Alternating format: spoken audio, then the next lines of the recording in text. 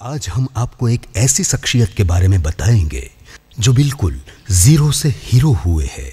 वो एक किसान का बेटा था और आज विश्व के अरबपतियों में शामिल है और बेस्ट बिजनेसमैन अवार्ड के साथ उनको सम्मानित किया गया है और वो नाम है श्री सवजी भाई थोड़किया। 52-year-old Savji Bhai says that he merely shares the profit with the people who create profit. Savji Bhai, a true blue diamond. ये उनका हर साल अपने कर्मचारी के संतानों की शादी Hari Krishna experts private limited के द्वारा करवाई जाती है। शादी करवाते हैं अपने कर्मचारी की। विश्व विख्यात पतंजलि के योग गुरु बाबा श्री रामदेव जी महाराज के साथ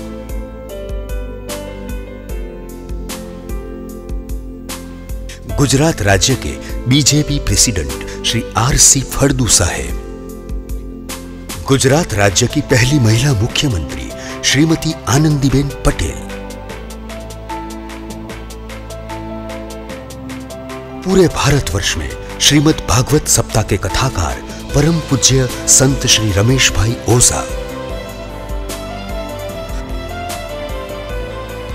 world famous Art of Living के प्रणेता परम पूज्य संत श्री श्री रविशंकर महाराज,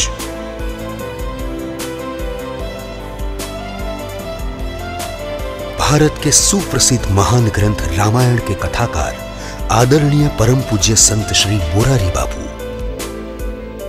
भारत के प्रधानमंत्री श्री नरेंद्र भाई Modi, or innovative HR philosophy. His rags to riches story of starting a small company with limited resources to heading a group of companies with 6,000 crore rupees turnover is well known. Today, Hari Krishna Group has over 9,000 employees and has a vast presence across 75 countries. Hari Krishna Exports Private Limited was established in 1992 as a diamond manufacturing company. With the support of his three brothers, he began exporting diamond jewelry through HK Designs India. Savji Bhai caters to domestic market through HK Jewels Private Limited. With Kisna brand, Savji Bhai does not like to use the word worker and insists that they be called diamond artists and respectfully terms his planner as diamond engineers. Right from setting up on an on-site kitchen to providing helmets for safety purposes, hitting Diwali in a big way by giving cars, apartments and jewelry as incentives to his 1,200 employees, spending 50 crore rupees. इस stadium में आप सैकड़ों कारों की तस्वीरें देख रहे हैं। कुल 491 कारें हैं जो हरि कृष्णा एक्सपोर्ट के बेहतरीन कर्मचारियों को दिवाली के तोहफे पर दी गई हैं। 525 कर्मचारियों को 3.5 लाख रुपए के आभूषण दिए गए हैं और उन 200 कर्मचारियों को 2 कमरे का फ्लैट दिया गया है जिनके पास घर नहीं है। इसे देखकर आप अपनी अपनी कंपनियों को कोसे ना, उदास ना हो। हरि कृष्णा एक्सपोर्ट के चेयरमैन सावजी भाई ढोलकिया ने तो कमाल ही कर दिया। 1200 कर्मचारियों को ऐसे तोहफे दे दिए कि अब किसी को ग्लास सेट, मिठाई, काजू बादाम वाली दिवाली गिफ्ट ठीक नहीं लग रही है। मीडिया के फुफेरे भाई सोशल मीडिया पर भी इस खबर की खूब चर्चा है। इतना ही नहीं, इस साल से वे अपना हीरा पॉलिश करने वाले कामगारों को डायमंड इंजीनियर कहा करेंगे। इन कर्मचारियों के दम पर कंपनी ने इस साल $1 अरब का निर्यात किया है। जरूर इससे ज्यादा निर्यात करने वाली कई कंपनियां भारत में होंगी, मगर सावजी भाई जैसा कोई प्रकाश में फिलहाल नहीं आया है। कंपनियों में कुछ कर्मचारियों को बोनस जरूर मिलते हैं, मगर 200 कर्मचारियों को फ्लैट दे देना, ये सावजी भाई ढोलकिया की एक बात मुझे तो अच्छी लगी कि ढोलकिया साहब ने प्रेस से कहा कि मेरे कर्मचारियों ने काफी मेहनत की है, मैं सभी मुनाफे को खुद नहीं रख सकता, मुझे इनाम तो देना ही था।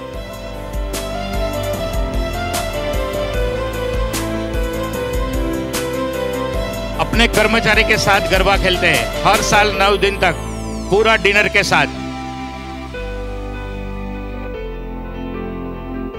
सिर्फ अपने माता पिता को ही नहीं पर अपने कर्मचारी के माता पिताओं को भी 15 दिन की 4 धाम की तीर्थ यात्रा करवाते हुए श्री सवजी भाई थोड़किया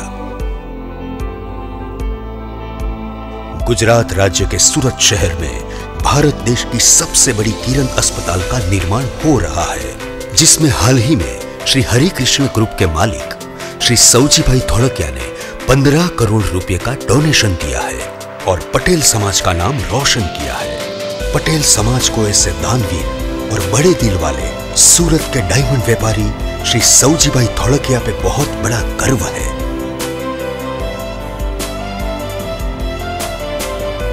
नमस्कार, मैं हूं गौरव अग्रवाल, आप देख रहे हैं जी बिजनेस और आज हम आपके लिए एक बेहद ही खास पेशकश लेकर आए हैं, बेहद ही खास शो। आपने कई बड़े अरबपतियों की सफलता की कहानियां सुनी होंगी और अपने बच्चों को, अपने करीबियों को सुनाई होंगी। कई अरबपतियों ने अपने बेटे बेटियों को बड़े कॉलेज और बड़ी यूनिवर्सिटीज में पढ़ाकर कंपनी में बड़ी बड़ी जिम्मेदारियां भी दी हैं। लेकिन आज हम आपको एक ऐसे अरबपति शख्स के बारे में बताने जा रहे हैं, एक ऐसा अरबपति कारोबारी जिसने अपने बेटे को मेहनत मजदूरी करके अपनी राह चुनने का मंत्र दिया। बेटे ने भी पिता की बात मानी और केरल जैसे एक राज्य जहां ना तो हिंदी बहुत ज्यादा अच्छे से वो बोली जाती है और क्योंकि ये बाप बेटे गुजराती और ना ही गुजराती बहुत समझ में आती है, वहां जाकर एक रेस्टोरेंट में सफाई का काम किया। आज हम आपको इन अनोखे बाप बेटे से लाइव मिलवाएंगे, लेकिन उससे पहले ये रिपोर्ट देखिए। 6,000 करोड़ रुपए का टर्नओवर, दुनिया के 71 देशों में कारोबार,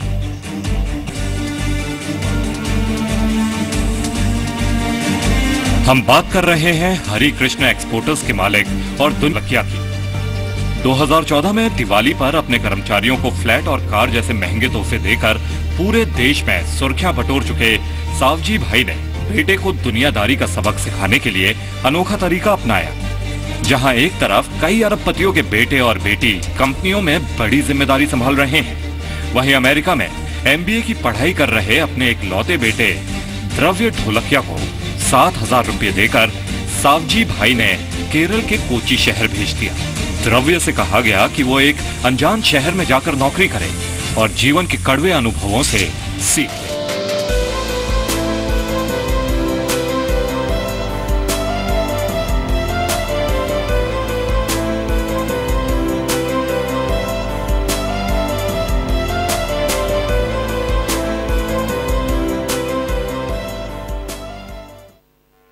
थैंक यू वेरी मच। मेरा परिचय वीरानी साहब ने दे दिया और वैसे भी मेरे पास देने के लिए कुछ भी नहीं है, लेकिन मैं ना फिलोसोफर हूं, मैं इतना उन्होंने बताया वैसा पढ़ा लिखा नहीं हूं, लेकिन मैंने जो किया वो मैं कह सकता हूं। शायद आपको इसमें मिलेगा। इसलिए मेरे को कहाँ भी मैं जाता हूँ प्रेजेंटेशन की जरूरत नहीं पड़ती है। क्या मेरे को क्या बोलने का मेरे को पता नहीं, मैंने जो किया वो मैं बोलता हूँ, जो बोलता हूँ वो करता हूँ। गलती से मैं जो बोल गया वो भी मैं करके दिखाता हूँ।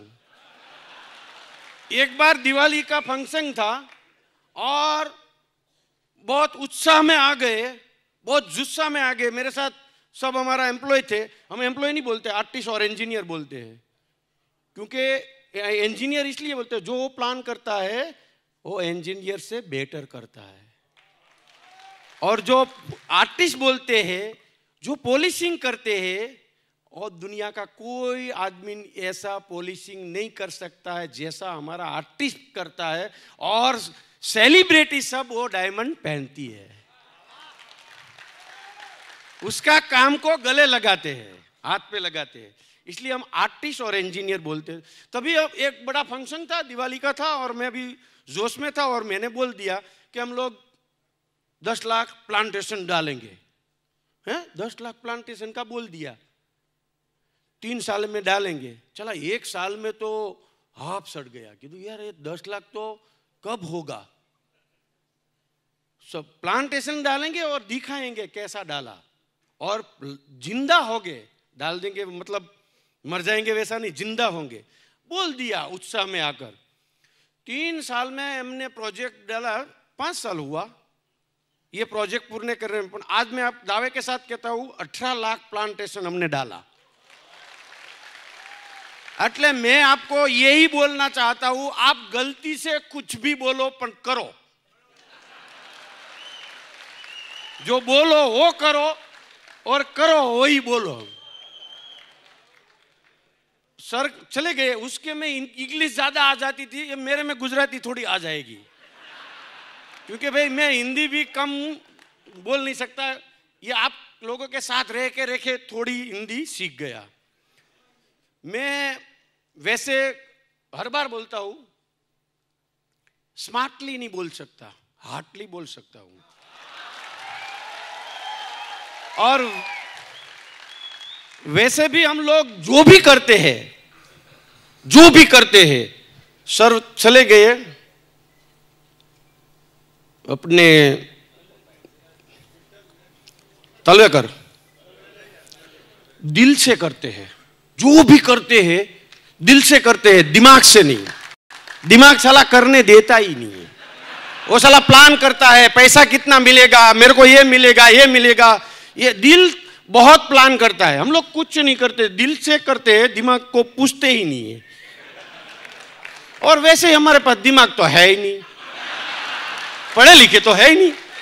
जो दिल में आता है वो करते। मैं काफी बार बोलता हूं, मैंने ये सब किया। मैं जो बोलूंगा 30 मिनट मेरे को दिया है, 100% आई थिंक मैं 30 मिनट में पूरा कर दूंगा, वरना तो मेरे को 30 मिनट प्लेटफॉर्म बनाने में होता है। लेकिन मैं बोलूंगा नहीं, वो आपको प्रैक्टिकली है जीवन में, इसलिए मैं बोल सकता हूं। और कोई भी चीज नामुमकिन नहीं है। हमने जो किया, हमने ये आज जो मैं हूं, आपको शायद सरप्राइज लगेगा। आज जो मैं हूं वो मैं आज करता हूं, वो नहीं है। मैंने 15 साल पहले जो सोचा था वो हुआ आज। आप समझे ना? मैं हर रोज बोलता हूं, मेरे को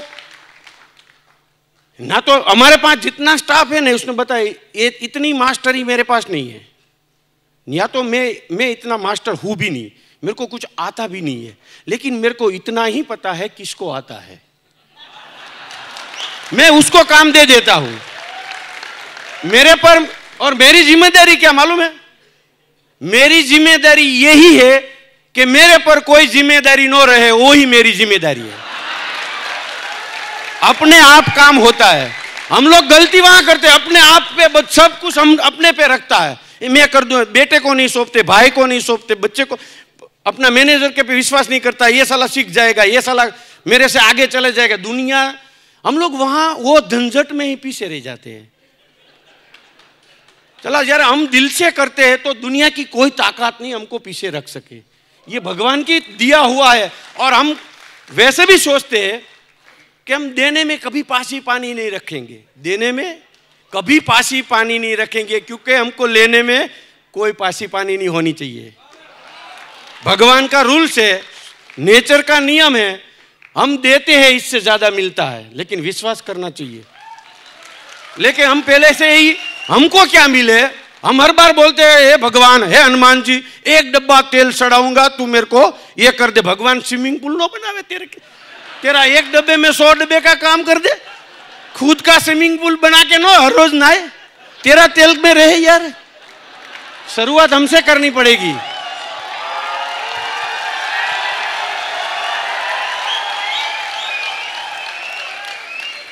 मैं आपको 2 एग्जांपल देता। बाय प्रोडक्ट, पैसा है ना, मेन प्रोडक्ट नहीं, पैसा बाय प्रोडक्ट है। 2 एग्जांपल में मेरी बात खत्म हो जाएगी, क्योंकि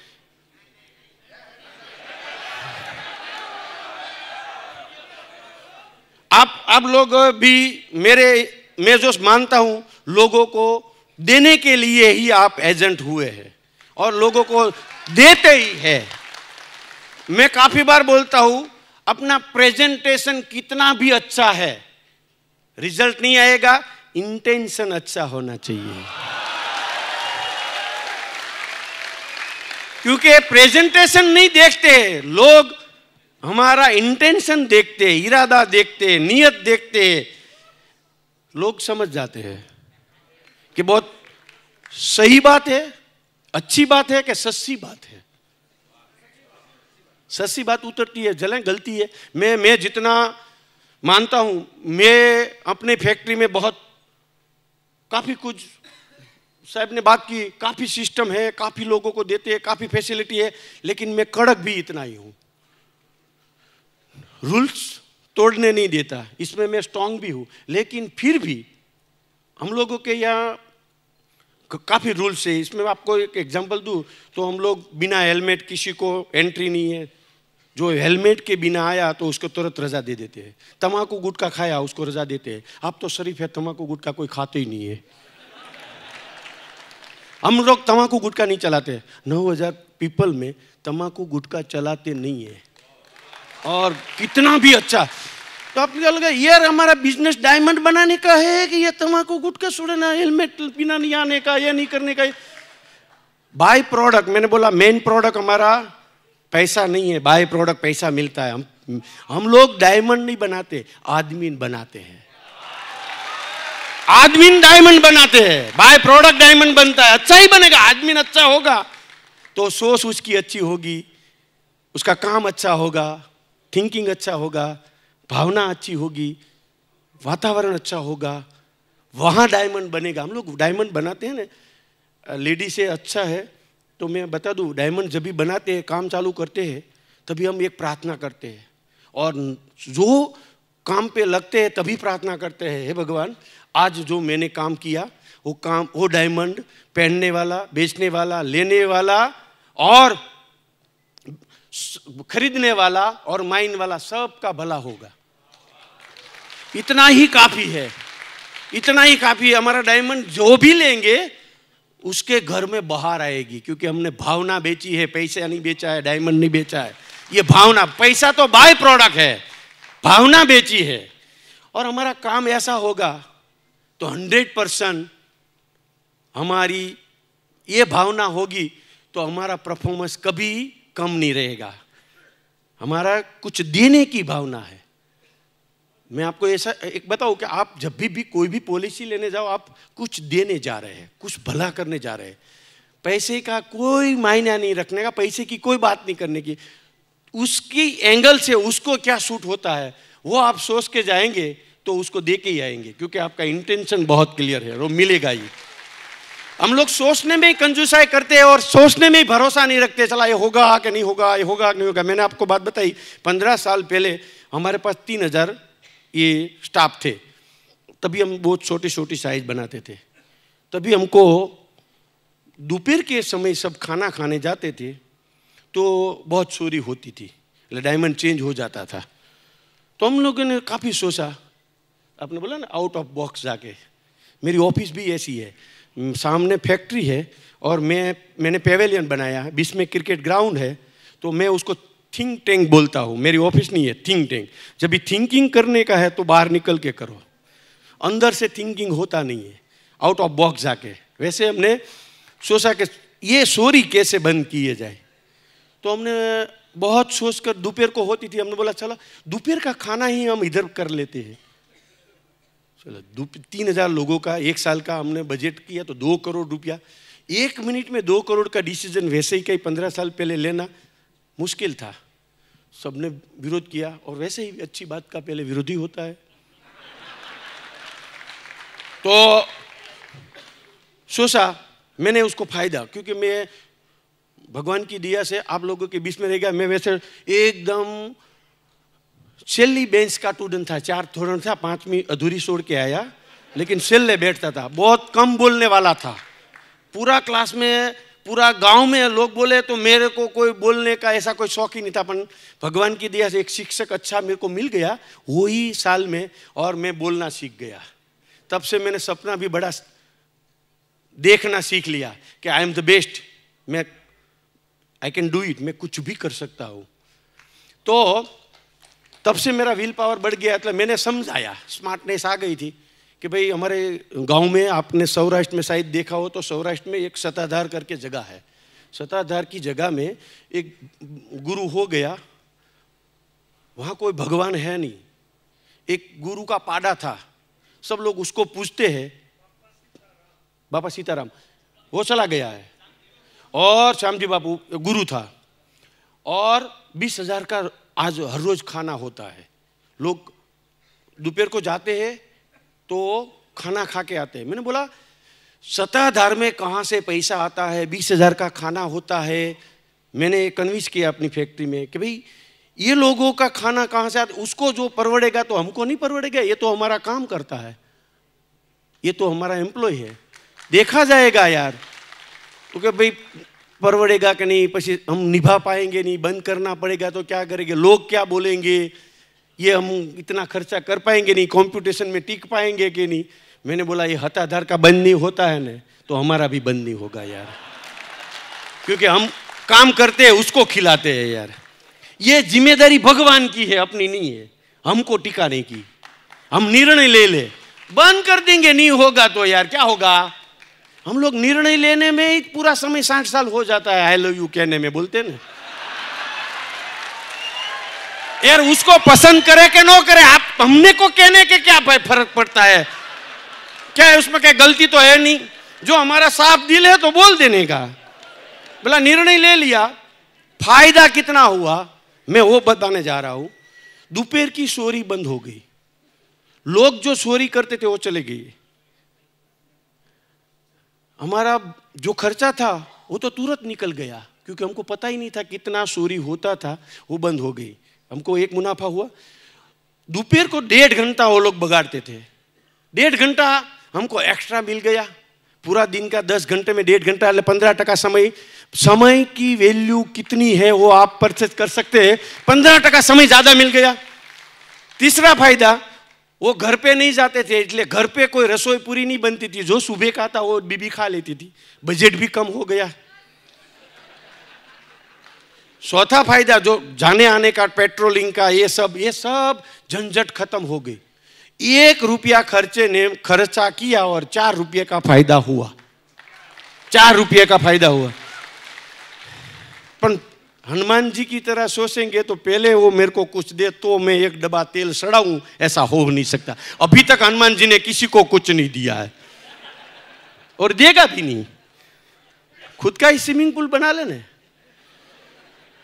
हम लोगों ने इसलिए कोई भी निर्णय गलत लिया है, आई डोंट नो, लेकिन जो निर्णय लिया वो सब सही हुआ है। सही था कि नहीं था वो पता नहीं है। 30 साल में कोई भी निर्णय लिया, इसमें फोकस रखा है, जो भी होवे, लेकिन हमने एक ध्यान रखा था, समाज का नुकसान नहीं होना चाहिए, राष्ट्र का नुकसान नहीं होना चाहिए और परिवार का नुकसान नहीं होना चाहिए।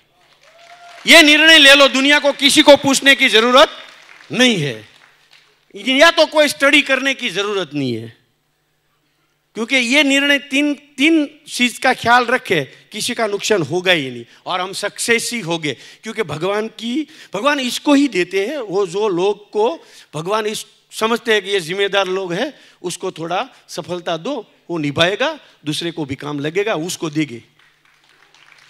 जेब में डालते रहेंगे उसको कुछ नहीं मिलने वाला, क्योंकि भगवान तो महाकलाकार है, सबसे बड़ा मार्केटिंग मैनेजर है। वो गलती कर सकता है, वो कर ही नहीं सकता। हमको लायकात, हम कायमिक बोलते हैं, लायकात के वो सब चीज अपने आप आ जाएगी। हम लायकात के लिए झगड़ा मत करो, पोस्ट के लिए झगड़ा मत करो, हम कैपेबिलिटी बढ़ावे। हमारी फैक्ट्री में भी हम लोग, आपको शायद गुजरात के हो गए या तो सूरत के हो गए, उसको पता है, फैक्ट्री में भी हम लोग पैसे के लिए काम अच्छा करो ऐसा कभी नहीं बोलते। तू ऐसा आदमी बन, तेरी स्पीड बढ़ा, तेरी स्किल बढ़ा, तेरी हैप्पीनेस बढ़ा। हम जो भी प्रोग्राम करते हैं इसमें एक ही टारगेट होता है कि हमारा स्टाफ का कैसे स्किल बढ़े, हैप्पीनेस बढ़े। ये साहब ने बताया कि माँ बाप का प्रोग्राम करते हैं, आउट ऑफ बॉक्स। फैक्ट्री का एम्प्लॉय का तो प्रोग्राम करे वो तो सही है, माँ बाप का प्रोग्राम करके क्या करेगा। हमारी गुजराती कहावत है, निकली जो निकाल दी निकली गेल हाथियों जींडवा नो आवे, एमा तम नहीं समझो।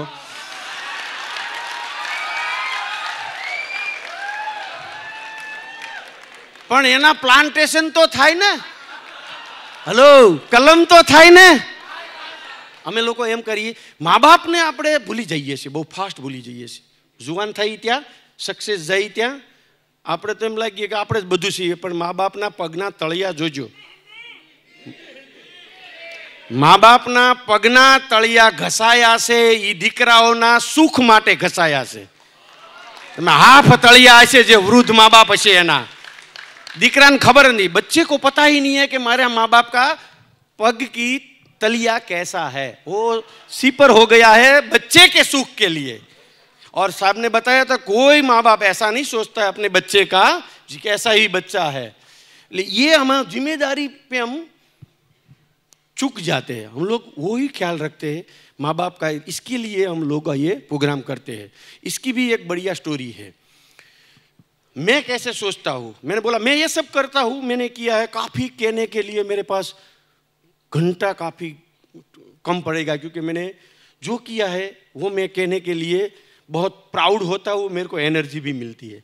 मेरे पास इधर आने के लिए सही में बताऊँ 1 मिनट का भी टाइम नहीं है, करके दिवाली चल रही है, पूरा थिंकिंग का समय है। मैं नाइट को आया, नाइट को जाऊंगा, पूरा दिन इधर गया। मेरे लिए ये समय बहुत मुश्किल है, लेकिन मेरे को इधर कुछ सीखना मिलता है, एनर्जी मिलती है, इसलिए मैं आता हूँ। मैं भी पक्का व्यापारी हूँ, जहां नहीं उगेगा वहां इन्वेस्ट नहीं करूंगा।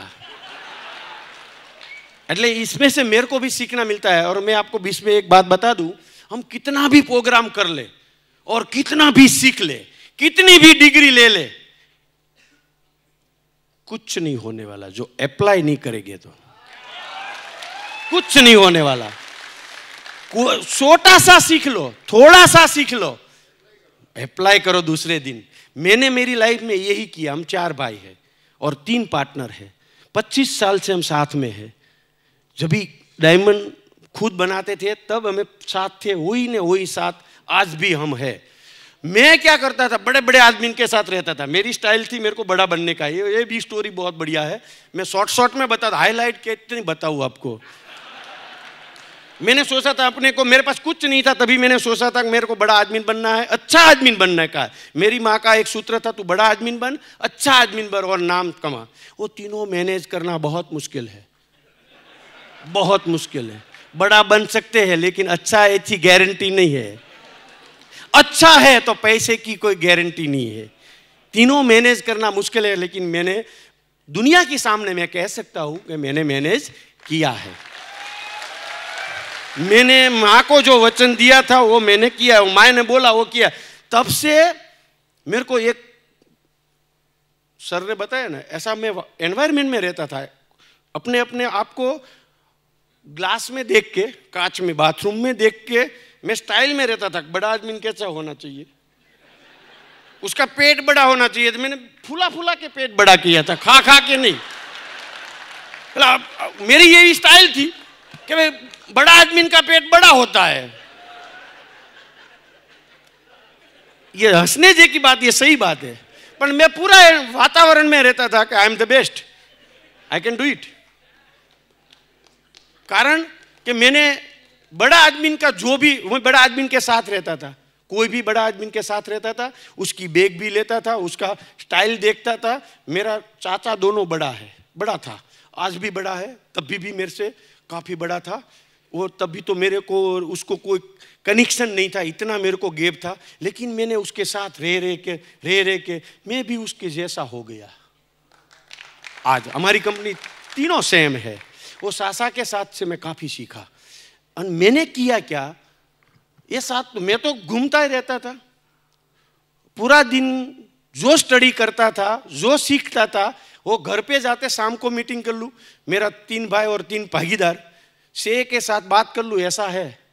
दूसरे दिन मैं दूसरा ढूंढने चले जाओ और वो लोग अप्लाई करना चालू कर दे। चाचा के कंपनी या तो दूसरी कंपनी में 1-1 साल अप्लाई होने में लगता था, हमको 24 घंटा लगता था अप्लाई करने में। और हमारी कंपनी ग्रोथ करती गई, क्योंकि हम सीखते हैं, इससे कुछ पाते नहीं है, अप्लाई करते हैं, इसमें से हमको मिलता है। बड़ी बात करके कोई हो ही नहीं जाता है, अप्लाई करना पड़ता है। अपनी वास्तविक जीवन में ये गुण लाना पड़ता है। और अच्छा आदमी बनने के लिए भी मैंने काफ़ी स्टडी की, बड़ा आदमी बनने के लिए काफ़ी स्टडी की, और जो मैंने किया वो आप सब देख सकते हैं। और भगवान की दया से, वडीलों का आशीर्वाद से हमने जो नक्की किया, आज तक ऐसा है ही नहीं, ऐसा कोई दिवस है ही नहीं कि मैंने जो नक्की किया वो नहीं हुआ है। आप लोगों को जैसा वडीलों का आशीर्वाद, वडीलों का या तो भगवान की कृपा समझो, या तो भगवान अपना इरादा क्लियर है, अपने को सक्सेस ले जाने जिम्मेदारी उसकी है, क्योंकि भगवान इसको ही कुछ देता है जिसकी लायकात होती है। हम लायकात अपनी खड़ी करें। वैसा ही एक प्रोग्राम है जो मेरा बेटा है ना, फुटबॉल में बहुत मास्टर था, 15 साल का था तभी। तो मैंने सोचा कि सूरत में तो उसको नहीं बहुत तक मिलेगी, मैं उसको बेंगलोर भेजूँ। वहाँ मैंने स्टडी करके जो क्या तो जैन इंटरनेशनल स्कूल है, वहाँ स्पोर्ट का बहुत अच्छा है। 2 साल मैंने वहाँ पे भेजा। 2 साल पहले तो 15 साल का हुआ तब तक हम लोग 1 घंटा हर रोज, मैं ऑफिस से आता 10 बजे 11 बजे के 12 बजे, मेरे साथ 1 घंटा मस्ती करके बाद में सोता। इतना मस्ती करते 15 साल का बेटा। और वैसे भी पलंग में एक दूसरे को धमाल करते और वो मेरे को पहुंच इसलिए जाता, हम लोग इतना ढीला रहते, एक बच्चे को कॉन्फिडेंस बढ़े न कर, એટલે हमने को पहुंचने देते थे, बथे बथे बातता था, कहने का मतलब। तो इतना हुआ, 2 साल मैंने भेजा। 2 साल के बाद वो आया तो मैंने हक किया तो वो थोड़ा दूर दूर भागा। मैंने कहा साला ये तो मैंने लॉस किया। ये 2 साल में उसका वातावरण चेंज हो गया, मित्र चेंज हो गया, ये बापा अनपढ़ लगने लगा, देसी लगने लगा। ये तो साला लॉस किया। पर मैं आपको मेरी सोच की, मैंने क्या सोचा वो बताता हूँ, मैंने किया क्या वो बताता हूँ। साला मेरे को एकदम झटका लगा, साला बेटा चेंज हो गया। यार एक ही बेटा था, हम लोग को 8 बेटा है, 4 भाई का, लेकिन मेरा बेटा सबसे छोटा था। इसलिए मैं ये साला 2 होता तो भी ऑप्शन होता है, ये तो एक ही है। लेकिन उसका मैंने कोई रिएक्शन नहीं दिया, कोई रिएक्शन नहीं दिया। ये सही बात है, आपको ये कभी भी सबके जीवन में ऐसा होता ही है, ये कोई चमत्कार नहीं है। सब हम लोग एक ही नाव के नावी है। तो मैंने सोचा चला ये बात तो सही, मेरे को झटका लगा, दुख लगा, काफी सोचा। बाद में मैंने सोचा चला मेरा बापा 60 साल का है, उसको कभी नहीं याद होगा कि मैंने तो कभी हक किया नहीं है। उसका मैंने कभी सोचा, मेरा बापा का, उसको भी बेटा मैं हूं। तो मैंने सोचा ये बात सही है। तो मैंने इसलिए, हम प्रोग्राम तो करते थे वडीलों का, तो ये बार मेरे को मौका मिल गया जो हम एम्प्लॉय का वडीलों का प्रोग्राम करते थे। तो इसमें मैंने एक स्पेशल डिजाइन बनाई और वडीलों को लेके गया। तभी मैं 8 दिन उसके साथ रहा, वरना 4 दिन रहते थे। हम लोग 4 ही भाई 4-4 दिन रहते हैं, 15-16 दिन का प्रोग्राम करते हैं। वडीलों का जब भी करते हैं, हमारा 3 साल में 1 प्रोग्राम करते हैं, हर 3 साल में 4 प्रोग्राम अभी तक किया। इतना बढ़िया प्रोग्राम है, पैसा इसके पास कुछ भी नहीं है। और 500 वडीलों એટલે કે 1000 થાય, 500 कपल सबको लेके पूरी ट्रेन बुक करके हरिद्वार में एक आश्रम है काली कमली वाला, वहाँ पे रुकते हैं। तो हम 4-4 दिन रुकते थे। ये टाइम मैंने 8 दिन वहाँ पे स्पेंड किया और वहाँ वडीलों के साथ इतनी मीटिंग की, इतना प्रोग्राम किया। और इधर 8 दिन के बाद ये स्टाफ का प्रोग्राम किया कि माँ बाप का संबंध कैसा होना चाहिए। अभी जो माँ बाप आएगा तो हम रेलवे स्टेशन जाएंगे और उसको एकदम हक करके मिलेंगे, भूल जाएंगे माँ बाप ने आज तक हमने कभी हक नहीं किया है। हमारे सौराष्ट्र में ऐसा बेचारा को मौका ही नहीं मिला है, क्योंकि जब भी हमारा बेटा छोटा था ने तभी रिवाज ऐसा था कि बाप के सामने बेटे को तेड़ नहीं सकते, वो रड़ता है तो उसको गोद नहीं ले सकते, ऐसा तो रिवाज था। ओके, तो माँ बाप को भी ऐसा किया कि आपका प्रेशर कम हो जाएगा, अपनी बहू को बेटी की तरह आप भेंटो, बच्चे को भेंटो, जो भी प्रॉब्लम है 1 मिनट में सोल्व हो जाएगा। और बेटों को बोला माँ बाप को एक ही आशा है कि मेरा बेटा मेरे से प्रेम से मिले। ऐसा सब प्रोग्राम करके हम लोगों ने 15 दिन के बाद ट्रेन पे आने का समय था, तभी सबको निमंत्रण दे दिया। 1000 माँ बाप थे, इसका मतलब 2000 सामने वाला था माँ बाप, दोनों का माँ बाप का बेटा, 2000 लोग लेने के लिए आया था और 1000 की ट्रेन आई थी। वहाँ पे सूरत में रेलवे स्टेशन पे 3000 लोग थे और एक ही समय पे सब हक कर रहे थे। ये सब मैंने क्यों किया मालूम है? मेरा माँ बाप को हक करने के लिए, वो भी साथ में था। मेरे को झटका जब भी लगा तभी मैं हक करूं, तो माँ बाप को भी डाउट आया, चालक को कुछ निकालने का है मेरे पास, ये चेंज कहां से आया, अभी तक चेंज कहां से आया, अभी तक तो कभी हक किया नहीं है, आज मेरे से कुछ लालच है। और 70 साल में कभी हक नहीं किया है तो भी कोई भी डाउट तो करेगा ही। तो मेरा माँ बाप को मैं मिला, इससे आगे मैं बताऊं वो मेरा बेटा देख रहा था और कभी बोलना नहीं पड़ा मेरे को हक करने के लिए। आज भी 21 साल का है तो इतना बत भर के मिल जाता है जैसे फियांसी से मिलता है,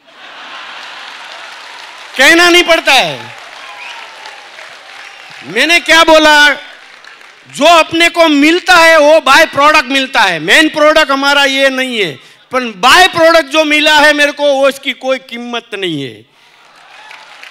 और जो 21 साल के बेटे को मैंने जो डांटा होता, 21 साल को तो बेटा मेरे से दूर चला जाता, मैंने कोई रिएक्शन नहीं किया। मेरी अपनी जो भी ये हकीकत है। और बेटा और बाप, मेरा फादर आज मैं 2 दिन नहीं मिलता, वैसे ही हम हर रोज तो पगे लागते हैं, पर 2 दिन नहीं मिलता है तो वो बद भर के। आज भी मैं फादर को 75 साल का है उसको मिलता हूँ और मैं 54 साल का हूँ, बेटा 21 साल का है, आज भी हक करके मिलते हैं। पैसे से काफी इसमें खुशी मिलती है, पैसे से काफी खुशी मिलती है। इसलिए ये जो मैं सब करता हूँ, हमको पैसा तो मिलता ही है, बाय प्रोडक्ट खुशी मिलती है, उसकी कोई वैल्यू नहीं है। हम 4 भाई हैं, आज भी हम एक ही घर में रहते हैं, 28-30 जन बच्चे होके सब लोग हैं और हमारी लेडीज ने झगड़ा नहीं किया है और खुशी से साथ रहते हैं। ये सबसे बड़ा प्लस पॉइंट है। मेरी वाइफ होती तो भी मैं बोलता हूँ, काफी बार बोला, आज लास्ट टाइम बोल के मैं पूरी करता हूँ। जो मेरी वाइफ ने मुझे सपोर्ट दिया है ना, आप बिलीव नहीं कर पाएंगे। मैं उसका नमूना दे के आपको मेरी बात खत्म करूंगा, क्योंकि वाइफ के साथ आप है, आपका भी काम हो जाए। हम लोग अपने पति बेस्ट होवे, अच्छा होवे, बिजनेसमैन होवे, पैसा लावे, नाम कमाए, ये सब लोग सोचते हैं, वो तो सही है। लेकिन देर से आए तो कोई कसास भी नहीं छोड़ते। और मैं 33 साल मेरी शादी हुआ, आज तक कभी किसी को कभी भी मेरे को डिस्टर्ब नहीं किया है। ये सबसे बड़ा मेरे प्लस पॉइंट है, बाय प्रोडक्ट है। और मैंने कभी उसको बजट का कभी पूछा नहीं है, क्योंकि वो भी अनपढ़ है, उसका बजट बढ़ता है, इससे आगे मेरा बजट चला जाता था। अरे कभी बजट का कहने की जरूरत ही नहीं पड़ी है। और उसको क्या चाहिए, 3 चीज चाहिए, उसको सूट दे दो, खर्चा नहीं करेगी। हम लोग कंजूसा है, कंट्रोल रखते हैं, ज्यादा खर्चा करते हैं। सूट दे दो, उसकी हैसियत ही नहीं है अपना सोच के ऊपर कि वो खर्चा कर सकते। अपने से लेडीज कम लोभी है, तो हम लोग पकड़ के रखते हैं, खर्चा भी ज्यादा होता है, झगड़ा भी ज्यादा होता है, डिस्टर्बेंस भी ज्यादा होता है, आवक भी कम होती है। एक बार पैसे को छोड़ दो, पैसा अपने आप आएगा। और मेरा सूत्र है, देना सीख जाओ, दुनिया आपका लाम लेना सीख जाएंगी। वो सर ने बताया ना, ब्रांड बन जाएगी। एक बार देना, भले अरे काफी लोग मेरे को पूछते हैं तो ये प्लान करने का, ये प्लान करने का, साला थोड़ा ज्यादा रिस्क नहीं है? मेरे पास तो कुछ है नहीं। मैंने बोला तेरे पास कुछ नहीं है तो रिस्क किसको है? तेरे को क्या, देने वाले को? रिस्क तेरे को है क्या? तेरे पास कुछ है ही नहीं तो रिस्क तो ले। लेने जैसा कुछ है ही नहीं तो रिस्क तो ले भाई।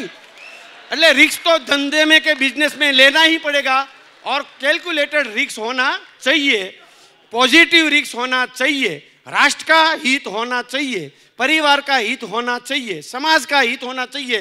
ये रिस्क लो, कोई ताकत नहीं है आपको रोक सकेगी। मैं भगवान से प्रार्थना करूंगा कि आपको सबको इतनी सफलता मिले, आपका सबका परिवार ऐसा बढ़े, आपका सबका माँ बाप खुश होवे, सबको देने वाला।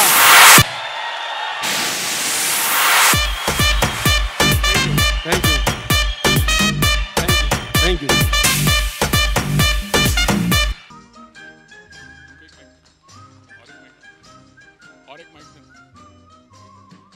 ये जो मेरा बेटा अभी गया था ने, वो इसके पहले 6 साल पहले उसने ये कोर्स किया है। आज मेरा बेटा कोर्स करके आया लास्ट मंथ। इसके 6 साल पहले इसने किया, 12 साल पहले इसने भाई ने किया है। लेकिन ये गाड़ी की वजह से मेरा बेटा थोड़ा हाईलाइट ज्यादा हो गया। ये बाय प्रोडक्ट बेनिफिट मिला, हमारा कोई ऐसा टक नहीं था। ये तो करते ही हम लोग परिवार में एक बार ये कोर्स सबको कराते ही है, बिना पैसे, बिना पहचान और बिना कोई हेल्प किया। अगर तू अनजान सिटी में जा, 4 वीक में 4 नौकरी करके आ, अपने आप 1 महीना गुजारा कर, जो भी होटल में रहने का हो रहे, लेकिन खुद से पैसे से। जो खाने का हो 5 स्टार में खा के जा, लेकिन खुद का पैसा अर्निंग करने से, पैसा इमरजेंसी में देने का, लेकिन कुछ यूज नहीं करने का। तो ये सब ने किया है और इतना बढ़िया ये प्रोग्राम है, लाइफ में सब प्रॉब्लम सॉल्व हो जाता है। Thank you. बस सर को हम सवाल पूछेंगे।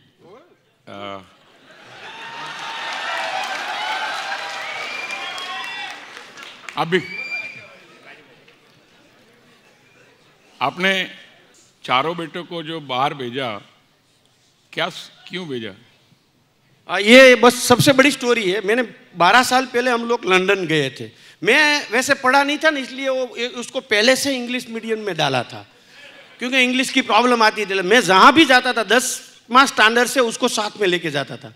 उसका भाई अभी है 32 साल का, लेकिन तब से मैं उसको साथ में ले जाता था। तो हम लोग एग्जीबिशन में गए थे, लंदन गए थे, 12 लोग थे, 13 लोग थे। तो उसको पता है मेरे को बापूजी बोलते हैं, छोटा भाई का बच्चा है। तो बापूजी को अच्छा होटल चाहिए, अच्छा खाना चाहिए, ये चाहिए, ये चाहिए। लो बढ़िया से बढ़िया होटल में खाना खाने लगे। वहाँ गए, सब लोगों ने खाना खाया। साला बिल मैंने, अपनी तो आदत होती है ना भाई, कितना बिल हुआ, पैसा कितना भी है, लेकिन बिल तो देखते ही, क्योंकि मेरे को मालूम है 1977 में मेरा 179 रुपये का महीना का सैलरी था, और 80 की साल में मेरा फादर ने 3900 रुपया दिया था फैक्ट्री चालू करने में। 4000 उसके पास भी राउंड फिगर में नहीं होगा। और तब से मैंने स्टार्ट किया। पैसा तो हम पहले गिनती करते हैं। तो बिल देखा, मैंने बोला यार पापड़ का 3-4 पाउंड, हम पापड़ तो वहाँ पे 10 एक साथ खा लेते हैं, इधर पापड़ खाने आए हैं। तो कि बापूजी मैंने ऐसे ने बिल की साइड देखा नहीं है, बापूजी को पापड़ चाहिए, तो बापू पापड़ का ऑर्डर दे दिया। मेरे को दिमाग में घंटड़ी बजी, उसको पैसे की साइड देखने की कभी ज़रूरत पड़ी नहीं है, पर मैंने तुरंत रिएक्शन नहीं दिया। मैंने किया कि उसको क्या सबक सिखवाड़ूं कि पैसे की वैल्यू आवे, इसलिए वो कोर्स करने भेज दिया बिना पैसे। 1 महीना तक था। तो सस्ता में सस्ता खाना कहाँ मिलता है? एक टाइम खाने में चल सकता है तो दूसरा टाइम नहीं खाता था। 1 महीना पगार करके एक महीने में 4 नौकरी किया, पैसा बचा के लेके आ। तो 1 महीने वो गए थे, काफ़ी रड़े, काफ़ी परेशान हुए, काफ़ी प्रॉब्लम आए, लेकिन उसका माँ बाप भी, मेरे पर ट्रस्ट था, भाई को भी। तो भाई करता है वो सही करता है। लेकिन ये बड़ी, मैंने बेटे को भेजा तभी पता चला कि ये कितनी बड़ी चैलेंज है, क्योंकि कितना विचार आता है, साला कुछ हो गया तो लोग क्या बोलेंगे, हम लोग क्या बोलेंगे, इसके पीछे पूरी लाइफ निकाल देते हैं। लोग को जो बोलने का है बोले, अपना बेटा है ना, तैयार है ना, जो होना था वो देख लेंगे। लेकिन बाद में कोई प्रॉब्लम न आया, कोई इश्यू न थी। 12 साल में ये लोग इतना सीख के आया और इतने फीडबैक दिया। शायद हमको हार्वर्ड में भी ये सीखने नहीं मिलता जो आपने नहीं किया होता था, इसलिए रिवाज कर दिया और सबको भेजा। Thank you. इनको एक सवाल पूछता हूँ। दोस्तों, इन्होंने चारों बेटों को सिर्फ 6 से 7 हज़ार रुपया दिया। कंडीशन ये था 2 महीना कोई अनजान सिटी में रहना है, 7 दिन से ज़्यादा कहीं भी नौकरी नहीं करनी है, एक जगह पे नौकरी नहीं करनी है 7 दिन से ज़्यादा। ये 7 हज़ार रुपये इमरजेंसी के लिए दिया है, यूज़ करना नहीं है, कमा के खाना है। और रियली मैं जब स्टोरी पढ़ रहा था ना, मेरी आंखों में आंसू आ गए। आंसू तो रोज मेरे को ही आता। गोविंद भाई का बेटे का स्टोरी उसने बताया था। Really heads up to you. 1 करोड़पति आदमी अपने बेटे को ऐसा हिम्मत करके भेजना चाहिए। रियली आपके फैमिली को रियली। और वैसे भी एक ही था, इसलिए रिस्क भी था, क्या रिएक्शन आएगा। लेकिन वो भी दिल से उसने भी किया, मेरे को बताया। रोज वो भी रड़ता था, लेकिन वो दिखाता नहीं था। मैं भी रड़ता था, वो भी नहीं दिखाता था, लेकिन दोनों समझते थे। आया तभी खुलासा किया, तभी पता चलता था। वो भी सब समझता था, मैं भी सब समझता था। एक दूसरे, ये जो आनंद है, ये जो बॉन्डिंग हुआ है, इसकी कोई वैल्यू नहीं है, इसकी कोई वैल्यू नहीं है। मैं बता दूं आपको, थोड़ा टाइम ज्यादा लगेगा, लेकिन ये बहुत महत्वपूर्ण है। बेटे और बाप जब स्कूल में 6 साल 7 साल में जरा बेटा पढ़ने जाता है ना, तभी बात इतना दिल से सुनता है। पूरा दिन की स्टोरी बाप बेटे से या तो बेटी से सुनता है, ये किया, ये किया, ये किया, ये किया। पूरा दिन की स्टोरी हम सुनते हैं, इतना इंटरेस्ट से सुनते हैं। वैसे समझते हैं कि हजी ज़्यादा बात करे, हजी ज़्यादा बात करे। बेटा जब भी छोटा होता है, जब भी 21 साल का होता है तो बाप बेटे को बात करने का सलाह जाता है। और 21 साल में हमने जो 1 महीनों बात की है ना, वो 6 साल के बेटे जो से करता शाम को 1-1 बजे तक बात करते थे, 1-1 बजे तक। वो 21 वो उम्र वापस आई, वो सबसे बड़ी वैल्यू है। सबसे आज अठवाडिये 8 दिन के बाद फोन नहीं आता है तो पूरा स्टोरी 8 दिन का बताता है। वो कभी आ नहीं सकती है, कभी आ सकती नहीं है, इतना बॉन्डिंग हो गया। और जैसे बात करते थे, जैसे शादी के पहले फियांसी और हस्बैंड बात करते हैं ना, वही हिसाब से साली अभी बात करे, थोड़ी ज़्यादा हजी बात ज़्यादा करे। हजी बेटे से इतना लगा हो गया और इतना इंटरेस्टेड, ये उसकी स्टोरी चलती थी। वो ये जो आनंद है ना, वो व्याख्या कर नहीं सकते, कह नहीं सकते, वो वर्णन नहीं कर सकते, वो अनुभव ही आप करो तो ही पता चलता है। Thank you. और दोस्तों कंडीशन ये थी, घर में किसी को पता नहीं था, ये चारों बाप और बेटे को ही पता था क्योंकि ये रिस्की मामला था। 2 महीने के बाद मजे वाली बात है, चारों बेटों ने ऑलमोस्ट कोई पैसा यूज नहीं किया था। और मैंने खास वीरानी को रिक्वेस्ट किया था, एक बेटे को कम से कम बुलाया जाए है कि हम सांस उसको ही देते हैं। और इतने लोग तो मिल जाएगा, हम लोग हमारी पूरी कंपनी में सबका इंश्योरेंस रखते हैं, सबका डेथ इंश्योरेंस भी रखते हैं, सबको सिक्योर करके। मैं इंश्योरेंस के इसलिए मानता हूँ, मैं एक वो लोगों को जो तम्बाकू गुटखा खाता है ना, उसको कवर नहीं करते, हम सामने से नहीं करते। मैंने बोला हम जो 5 साल पुराने हैं, हमारे यहाँ 5 साल से जो काम करते हैं, उसका हम 1 करोड़ का डेथ इंश्योरेंस लेते हैं, प्रीमियम कंपनी भरती है 1 करोड़ का। मैं सबको बोलता हूँ मरने का है ना, तो 5 साल पूरा करो, 1 करोड़ का इंश्योरेंस, बाद में मर जाने का। कुछ दे के जाओ, इधर से लेके नहीं जाओ। फैमिली को तो अच्छा करके जाओ, मावा खाओ, तम्बाकू खाओ, लेकिन मरने का है तो 1 साल वेट करो, इंश्योरेंस लेने दो, बाद में जाने का। हम कुछ दे के तो जावे फैमिली को। मतलब हम जो हमारे साथ 1000 से ज्यादा लोग हैं जिसका 1 करोड़ से ज्यादा इंश्योरेंस है, और 1200 से ज्यादा लोग हैं जिसने विपश्यना की है। मेडिटेशन की बात हुई थी, मैं अपने आपको याद किया था, आप चले गए थे।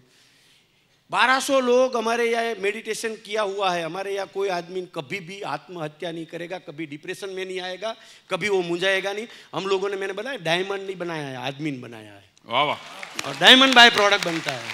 Thank you. सब्जी भाई, एक्चुअली इंश्योरेंस के ही सवाल आएंगे। आपका एज कितना है? 54। सब्जी भाई, आप डायमंड का बिजनेस करते हैं, बाकी प्रॉपर्टी है आपके पास, तो सबका इंश्योरेंस कराते होगे? सबका इंश्योरेंस कराते हैं लगभग। मोस्टली तो हम बिजनेसमैनों को रिक्वायर रहती है, मशीनरी की भी इंश्योरेंस, बिल्डिंग की भी इंश्योरेंस, गाड़ी लोन से ही लेता है। क्योंकि ये सब गाड़ियाँ दिया था ना, इनकम टैक्स वाला ने सोच के रखा था कि साला 50 करोड़ का है तो सर्विस टैक्स 12 करोड़ मिलेगा। तो मैंने सब गाड़ियाँ लोन से ली थी। मैंने बोला, पहले से बोल दिया था कि आने की भूल मत करने का, ये सब लोन से लिया है, कंपनी उसका इंस्टॉलमेंट पे करेंगे। जो 5000 ज़्यादा कंपनी एम्प्लॉय को देगी, उसके खाते में से ये पेमेंट मिल जाएगा। એટલે ये सब चीज़ में हम लोग तो वैसे ही मैनेज करते हैं। मतलब बेस्ट प्रैक्टिस प्रिंसिपल सब मैनेज करना पड़ता है और करते ही है। मेरा कहने का मतलब आप सभी का इंश्योरेंस करते हैं? हाँ, सभी। प्रॉपर्टी का, गाड़ी का, सबका इंश्योरेंस करते हैं। कितना इंश्योरेंस का? प्रॉपर्टी का वैल्यू है उतना इंश्योरेंस करते हैं कि 1/3 की 1/10 की हाफ? नहीं, वैसे तो हम हमारा स्टॉक का 100% रखते हैं। हमारा डायमंड है, स्टॉक का इंटरेस्ट रहता है। तो समझो कोई भी रात को 3 बजे जगावे, तेरी तेजोरी टूट रही है, तो हम नहीं जाएंगे। ये तो तेजोरी टूटने वाली है ही नहीं, टूटेगी तो हमारा पैसा रोकड़ी होने वाली है। એટલે हम सिक्योर, वैसे कहने का मतलब इतना सिक्योर बिजनेस करते हैं, कोई रिस्क, ऐसा रिस्क नहीं लेते कि जिसका सॉल्यूशन नहीं हो। प्रॉपर हम चलते हैं। काफ़ी टैक्स प्लेयर में हम डायमंड में, वैसे तो मेरे से काफ़ी लोग बड़े हैं, लेकिन टैक्स प्लेयर में हम टॉप 3 में है। और हमारा एम्प्लॉय भी 15 करोड़ का टैक्स प्ले करते हैं। एम्प्लॉय भी 15 करोड़ का। जी भाई, आपने बहुत अच्छी बातें बताई, वैल्यूज वाली बात बताई कि money is a by product. Diamond तो बिजनेस है, लेकिन it's a man business of people. Diamond का पूरा इंश्योरेंस करते हैं। और आपके फैमिली में आप 4 भाई, और 7-8 बेटे, ये डायमंड से भी ज़्यादा डायमंड है। उनका कितना कितना इंश्योरेंस? ये टोटल मारना मुश्किल है, लेकिन काफी इंश्योरेंस सबका बड़ा है टोटल। अंदाज शायद आपने बोला होता तो सबका 5-10 करोड़ 5-10 करोड़, मेरा तो शायद 50-60 करोड़ का होगा। सब्जी भाई मैं आपको थोड़ा यहाँ आप थोड़ा इनके इंटरेस्ट के लिए, क्योंकि सब आए हैं ये जानते हैं कि बड़ा आदमी को इंश्योरेंस बेचे, और ये वीडियो है ना वो दूसरे को भी दिखाने वाले, उसको मोटिवेशन के लिए कि he can also by the big insurance.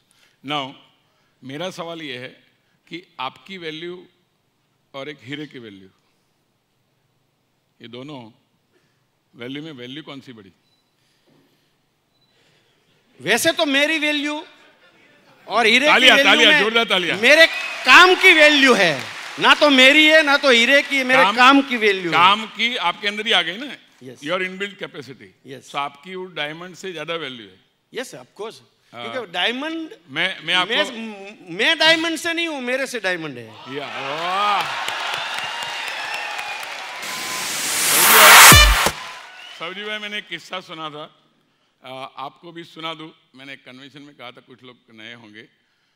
एक आदमी को खेडूत को एक डायमंड मिला, खेडूत का लड़का था, उसने एक जौहरी एक आदमी को दिखाया, बोला यार 5 रुपये में मिलेगा। दूसरे को दिया, बोला कांच का टुकड़ा होगा 50 रुपया। एक जौहरी के पास गया, वो जौहरी ने देखा खेडूत के सामने, खेडूत का लड़का है, कुछ अक्ल तो है नहीं, 5 करोड़ का हीरा है। उसने क्या किया, फेंका जमीन पे, बोला क्या फालतू बात करते हो, इधर कुछ भी लेके चले आते हो, हीरा है बोलते हो, फेंक। उसको मालूम है खेडूत का लड़का भाग जाएगा, बाद में मैं उठा लूंगा। हो गया, खेडूत का लड़का चला गया नाराज होके। पहचान वाले आदमी ने उसको भगा दिया। बाद में वो जौहरी निकला बाहर, जाके हीरा लेने को गया तो टुकड़े हुए थे। वो जौहरी हीरे को बोलता है, मेरी परख खराब नहीं थी, मैं जौहरी हूं, तू सच्चा हीरा था तो टूटा कैसे? और उस हीरे ने बोला कि जानकार आदमी बोल देना तू काम का नहीं है तो किसका भी दिल टूट जाता है। आहा, आहा।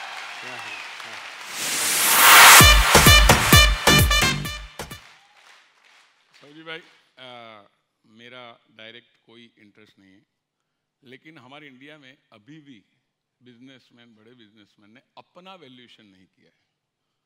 5,000 करोड़ की आपकी कंपनी है, सो बनाने वाले की कितनी वैल्यू मैंने आज तक सोचा नहीं है, लेकिन it should not be less than 5,000 crore. और ये नेक्स्ट जनरेशन, इसकी कितनी वैल्यू हो सकती है आज के 15 साल बाद? आज बोओगे, उगने वाला है, मेरे ख्याल से 50 करोड़ है तो 10% है, या तो 5% है। 5 करोड़ है तो मेरे ख्याल से 1-2% भी नहीं होगा, और आप सफिशिएंटली ज़्यादा समझदार है। और मुझे मालूम भी है कि आप तुरंत एक्शन लेते हैं। यस, मेरे को भी मालूम है कि आप लोग मेरी बात सुन के तुरंत ही एक्शन लेंगे। Thank you very much, good luck. मैं आपके मुंह से सुनना चाहता हूं, आप कराए नहीं कराए, आपकी वैल्यू है, आपका हीरा है, क्या लगता है कितना इंश्योरेंस होना चाहिए? मैंने काफी बार कोटेशन मंगवाया। कोटेशन मंगाते आपसे? काफी बार। अभी आपने बोला नहीं मंगाते। नहीं, मंगवाया है काफी बार। और मेरा आज से 25 साल पहले मेरे पास बहुत कम पैसा था। मैंने बोला 25 साल पहले है हमारा, ये 24 ईयर हुआ, 1 करोड़ का एक्सपोर्ट था 25 साल पहले हमारा। आज हमारा जो XYZ एक्सपोर्ट आपने 6,000 करोड़ का बताया ना, तो 20 साल पहले मैंने 15 मिलियन का इंश्योरेंस लिया हुआ है।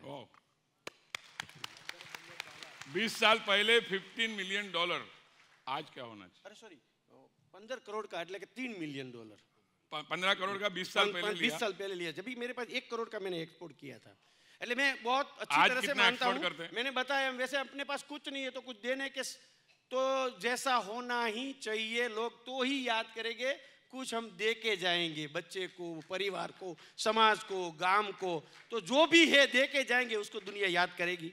किसी का कोई काम इधर नहीं है, क्या करके गया इसका ही इधर काम है।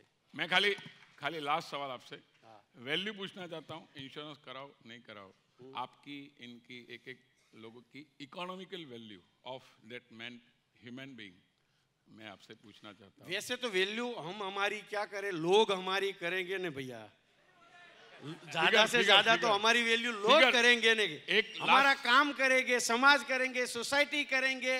वैल्यू और वैल्यू करते हैं हम, तो खुद वैल्यू है यार। मैं आपको लास्ट पूछता, कम से कम क्या, अगर कोई पूछे हाँ मुझे आपका बेटा दे दो, कितना पैसा चाहिए? कितना पैसा चाहिए? दे नहीं सकते, हाँ लेकिन एक बोले कि भाई कुछ तो अकल से तो भाव बोल, कितना भाव बोलना चाहिए?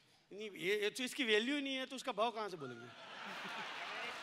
जिसकी वैल्यू होती है उसका भाव होता है ना, इसकी थोड़ी वैल्यू है। No option. मैंने बताया 21 साल का बच्चा जब गले से मिलता है और जो खुशी मिलती है, इसकी वैल्यू आती नहीं है। कुछ भी हो जाए, कुछ भी हो जाए, और कोई नहीं कर सकते। सौजी भाई लास्ट, एक लास्ट में ट्राई करता हूं। आपका लास्ट कैसा होता है वो बताने का। ये लास्ट वाला लास्ट है क्या? आपने 10 सवाल से लास्ट सवाल पूछ रहे हैं। ये हंसाने के लिए, मेरे को वांदा नहीं है, पूरा दिन का समय लेके आया हूं।